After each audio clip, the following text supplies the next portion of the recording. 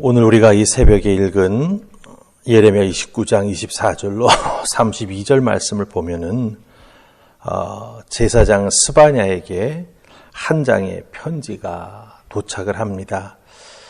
그 편지의 내용을 요즘 말로 바꾸면 투서라 그래야 될까, 고발장이라 그래야 될까, 그 표현은 잘 모르겠습니다만은 분명한 것은 무엇입니까? 그 편지 속에 예레미야를 왜 빨리 처벌하지 않느냐, 미친 자인 예레미야를 빨리 쇠고랑에 채워가지고 감옥에 보내버려라, 이런 내용의 편지가 도착하는 것을 보게 된다라고 하는 거죠. 유다 백성들이 바벨론으로 포로로 잡혀갔습니다. 그런데 거짓 선지자들은 이 유다 백성들이 2년 안에 돌아온다고 주장을 합니다. 이 거짓 선지자들의 그 주장을 가만히 살펴보면 편지를 받은 제사장 스바냐와 이 편지를 써서 바벨론에서 보낸 스마야라고 하는 사람 사이에는 분명 예루살렘에서 서로 얼굴 정도는 알고 지낸 사이일 수 있겠다라는 생각을 해봅니다. 그러니까 그 알고 지낸 사이를 이용해 가지고 하나님의 예언자 예레미야를 제거하려고 하는 의도를 가지고 편지를 누가 보냈습니까? 바로 스마야라고 하는 사람이 보냈다라고 하는 것을 우리가 여기서 발견할 수 있다라고 하는 것이죠. 우리 그리스도인들도 삶을 살아가기에 알고 지내는 관계가 형성이 됩니다. 그 관계를 통해서 사람들로부터 이런 부탁 저런 부탁을 우리가 받기도 하지요. 하지만 그 부탁을 들어주기 위해서는 우리들에게 있어서 판단할 수 있는 합당한 기준이 필요하다라고 하는 것을 명심해야 합니다. 안다고 혹은 나중에 내게 도움이 될 것 같다고 기준 없이 부탁을 들어주기 시작하면 나중에 큰 어려움에 우리가 빠질 수 있다라고 하는 것이죠. 그래서 오늘 이 새벽 우리에게 주신 말씀을 중심으로 해서 우리 그리스도인들도 이 세상에서 관계 속에 살아가는데 그 관계 속에서 우리가 견지해 나아가야 할 그리스도인의 모습은 무엇인가라고 하는 것을 함께 살피면서 은혜 나눌 수 있기를 원합니다. 자, 우리가 첫 번째 살펴볼 말씀은 27절 말씀입니다. 찾으셨습니까? 같이 읽으십시다. 27절, 자, 시작. 이제 내가 어찌하여 너희 중에 선지자 노릇을 하는 아나도 사람 예레미야를 책망하지 아니하느냐. 아멘. 왜 예레미야를 책망하지 아니하느냐. 편지 속의 내용입니다. 포로로 잡혀간 유대 백성들은 2년 안에 돌아오는 게 얼마나 좋냐. 하나님께서 우리에게 내리신 징계도 우리가 다 받아서 지나가게 됐고 빨리 돌아올 수 있으니 2년 안에 돌아오는 것이야말로 너무나 좋다. 예언인데 거짓 예언이죠.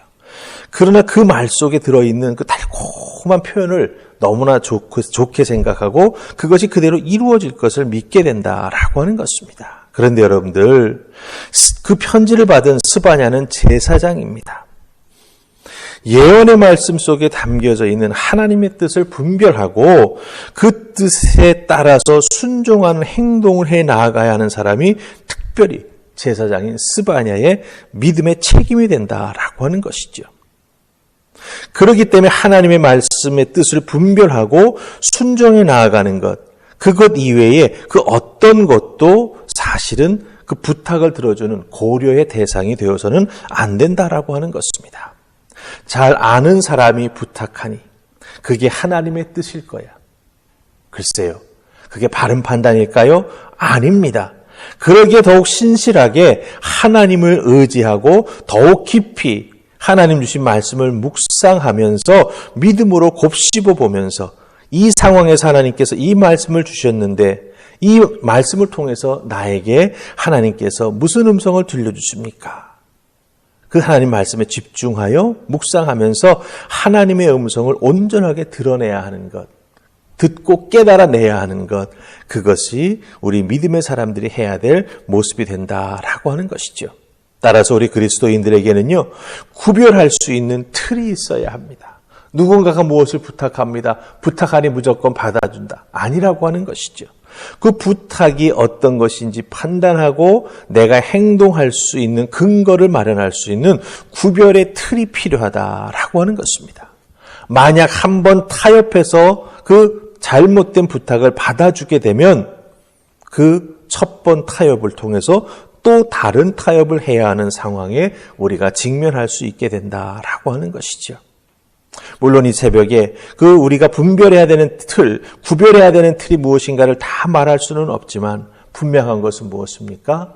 그런 상황에 놓이게 되었을 때 하나님 앞에 기도하며 하나님의 도우심을 구하면 하나님께서는 분명 깨닫게 해주신다라고 하는 것. 그것 하나만으로도 우리는 구별할 수 있는 틀을 소유하게 된다라고 하는 것입니다. 우리 그리스도인들의 삶, 부탁도 사실은 많이 받습니다. 그 부탁, 믿음 안에서 잘 해결해 나아가는 하나님의 사람 될 수 있도록 구별의 틀을 내게 허락해 주시옵소서. 오늘 이 새벽 기도하는 여러분 되시고 삶에서 실천하는 여러분 되시기를 주님의 이름으로 축복합니다. 자, 그 다음에 우리가 두 번째로 보아야 될 게 있습니다. 오늘 말씀의 29절 말씀입니다. 찾으셨습니까? 우리 같이 읽으십시다. 제사장 스바냐가 스마냐의 글을 선지자 예레미야에게 읽어서 들려줄 때에 아멘. 제사장 스바냐가 바벨론에서 스마야가 보내온 편지를 예레미야에게 읽어줍니다. 이 두 사람의 관계가 어떤 관계입니까? 제사장 스바냐, 선지자 예레미야. 사실 예레미야는 주변에서 너무나 많은 공격을 받고 있습니다. 예레미야를 감옥에 가둬두라고 하는 편지마저도 여기서 받게 되었습니다. 설상가상이지요. 하나님의 말씀에 순종하는 삶을 사는 것은 세상의 가치관을 거절하고 하나님 원하시는 새로운 방식으로 살아가는 결단의 모습입니다. 예레미야는 유다의 왕에서부터 시작해서 제사장들 중에도 여러 명이 또 백성들 대부분이 예레미야를 다 싫어하고 가까이 하지 않았습니다. 그런데 제사장 스바냐는 예레미야를 만납니다. 이 만남 속에서 우리는 중요한 것을 하나 깨달아 알 수 있게 된다라고 하는 것이죠. 예레미야 입장에서 보면 거짓 선지자에게 공격받고 곤고한 상태에 빠지게 됩니다. 그렇게 힘들고 어려운 상태에 있을 때 경건한 믿음의 사람들과 교제하고 연합하고 위로받고 격려받는 것이 참으로 중요함을 우리가 여기서 발견하게 된다라고 하는 것이죠. 끼리끼리 패거리 집단이 되거나 배타적 집단이 되자라고 하는 말이 아닙니다. 복음을 이 세상에 전하며 주님의 사랑으로 이 세상을 바꾸어 나가려고 하는 그리스도인들에게 있어서는 이런저런 모양의 세상의 공격이 있습니다. 때로는 사람들로부터 따돌림을 받게 되기도 한다라고 하는 거죠. 이 과정 속에서 외로움도 느낄 수 있게 되고요. 영적으로 쇠진해가는 어떤 탈진 현상도 자기 자신이 경험하게 된다라고 하는 것입니다. 예레미야가 바로 그런 상황에 놓여 있었습니다. 그때에 제사장 스바냐가 예레미야를 만납니다. 경건한 그리스도인들이 서로 교제하고 위로하고 격려함으로 말미암아 상처받은 심령 위로받을 수 있습니다. 또한 계속해서 하나님의 말씀 앞에 순종해 나아갈 수 있도록 격려도 할 수 있게 된다라고 하는 것이죠. 그래서 이 그리스도인의 삶이 세상 속에서 공고하면 공고할수록 우리 믿음의 사람들은 서로 영적으로 연합하고 교제하고 격려하며 또한 서로를 세워주는 그런 귀한 믿음의 노력들, 믿음의 만남, 영적인 교제가 꼭 필요하다라고 하는 것이지요. 코로나19로 인해서 마음 놓고 만날 수 없는 상황입니다. 그러나 만날 수 있습니다. 어떻게 만날 수 있습니까?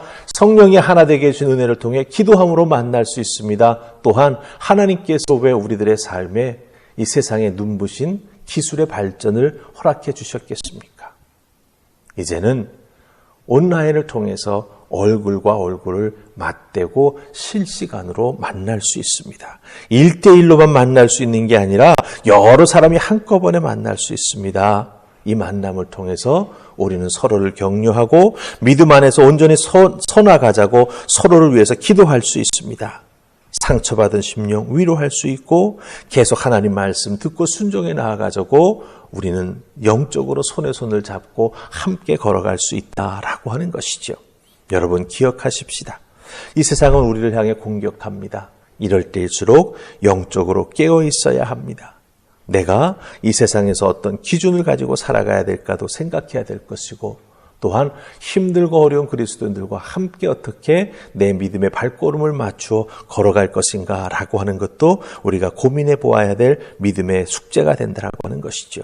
특별히 우리 하늘풍 화평교에 속해 있는 모든 믿음의 식구들 서로 이렇게 서로를 돌봐주고 세워줌으로 말미암아 믿음이 더욱 공고해져서 이 어렵고 힘든 시기를 잘 이겨내는 하나님의 사람들, 하나님의 은혜와 사랑을 서로 나누고 격려하는 믿음의 공동체 하늘풍 화평교회가 될 수 있기를 주님의 이름으로 축복합니다. 우리 기도하십시다.